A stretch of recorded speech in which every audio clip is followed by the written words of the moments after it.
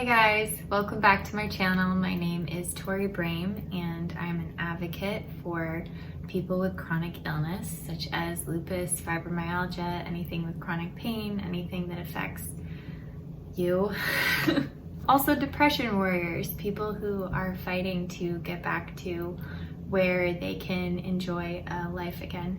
So this is a pretty informal talk about not giving up, because it was on my mind today. So if you've been watching my stuff, you know that I've been through somewhat of a harrowing journey when it comes to my diagnosis, trying to get to that diagnosis, all my symptoms, post-diagnosis hell or mayhem. We'll go with mayhem. Sorry, I got a text from my mom and it made me blush. I know she watches my stuff, so she'll. So I want to talk about not giving up and how hard it is, and just like what not giving up looks like, what fighting actually looks like. Hopefully you guys will find some encouragement or maybe just be seen a little bit. I'm okay with either one. So one thing that is really hard when it comes to figuring out what is wrong with you is all the tests you have to go through, all the dead ends, all the false positives, false negatives, all those things. And then once you finally get a diagnosis, you're like, yes, I have depression, I have lupus, I have diabetes, like whatever it is. Once you have the diagnosis firmly in your hand, you're like, okay, now we can treat it. The only issue is that the human body is, nobody is the same, nobody reacts the same to anything. Side note, right now I'm watching Dopesick with Michael Keaton. So good, excellent. So of course they're talking about OxyContin. It sounds like Oxycontin, but it's not cotton, it's contin. And you know how it gets everybody addicted and everything like that. I've been prescribed that drug several times. I will throw up, feel terrible, and then sleep for 20 hours straight. I hate it. It does not agree with me at all. So I'm watching the show about like everyone, you know, talking about like, oh my goodness, it's like so addictive and it's so amazing and people need it and they have withdrawals and everything like that. I would rather take Tylenol, honestly. Like it's miserable. So when it comes to medications that are helpful for depression or autoimmune diseases, whatever you're looking into, whatever you're looking to heal, you don't always hit the right one first. And oftentimes you don't hit the right one second either. When you're in it, when you're suffering from it, and you try the next medication and it doesn't work either, and then you try the next therapy, whatever that looks like, and that doesn't work either, or maybe it works for a week or two and then it stops working, you are fighting. You are a warrior. Whatever battle you are fighting right there. And it seems like such a passive thing to take medication every day. You know, it's like the doctor prescribes it and you take it for a while to see if it works, but that is a huge step for yourself that you're taking. If/when, because there is always a when it comes to this kind of thing, you start feeling discouraged or like you're just rolling over and letting stuff happen to you, you're really not. Like you are genuinely not. You are trying things. And I've been there so many times in my life where, you know, I'll have people being like, wow, you're such a warrior. Like you really fought for your life. And I really felt passive in the whole thing. Like I just took my medication and saw what happened next. I don't really have a lot of memories of me like, you know, clinging to anything. It was just trying what happened next and like getting through the day. And I watched a lot of Friends. I also listened to a lot of audiobooks that really made me cry. Don't listen to a man called Ove when you're bedridden and sick and can't get up. Yeah, terrible book choice.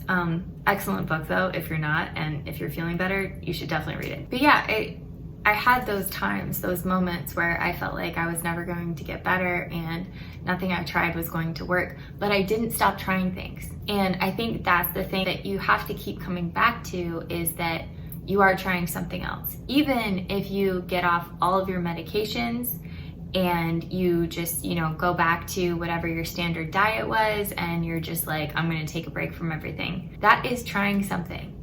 and you are always an active participant in your healing. No matter what you are trying next, you know, if you get off all medications and you just go back to whatever you were before that your doctor recommended you not do anymore, you're nurturing your psychological health. Figure out what you want to do next. And if you never go on medications again, that's fine. Like, you keep trying what works for you. And when something doesn't work anymore, you switch it and you try something else. And so it's like, you know, a lot of people are fighting depression on their own. They're trying to work out, meditate, do all that stuff. And it feels like giving up to get on prescription medication for depression or anxiety or both, like me. But it's not. It is a form of fighting. It is using a different tool to fight the same battle, or getting off the medication. That is another thing where it's like you're fighting for that equilibrium to try and conquer this beast with a different tool. And that's the thing, like, medication or not medication, those are all tools. And, you know, exercise is a tool, sleep is a tool. Sleep is like the net that catches everything. It's amazing.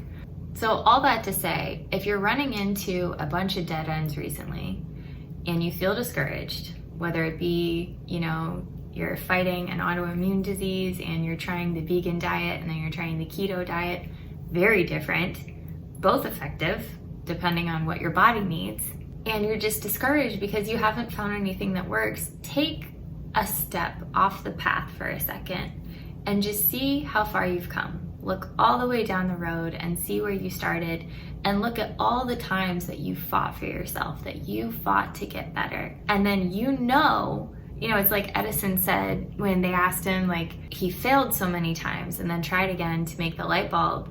And he said, I didn't fail 100 times, I just found 100 ways to not make a light bulb. It's like you found 80 things that did not work for your healing journey. And it's like there is a finite number of things to try. And you might find the thing that works early on. You might find the thing that works later on. But I do not doubt that you're going to find it at all. We all come to that place.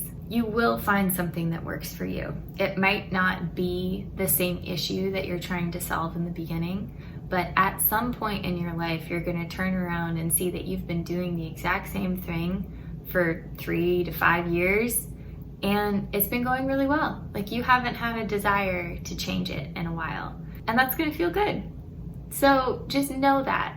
And whatever you're trying next, whether it's, trying something new, deciding to stop trying things for a while, like anything like that, just know that you are fighting for yourself. Anyway, it's been on my mind recently because I have a hard time giving myself credit. So I am here to give all of you guys credit because we are all in this together. And if I'm having a hard time giving myself credit, I know you guys are too. So I just want to make sure that you're able to actually look yourself in the mirror and realize how crazy strong you are and how much of a warrior you are. Wow, that's hard to say. And that you're gonna do it. You're gonna get it done. So yeah, we'll figure it out together. I'm glad you guys are here.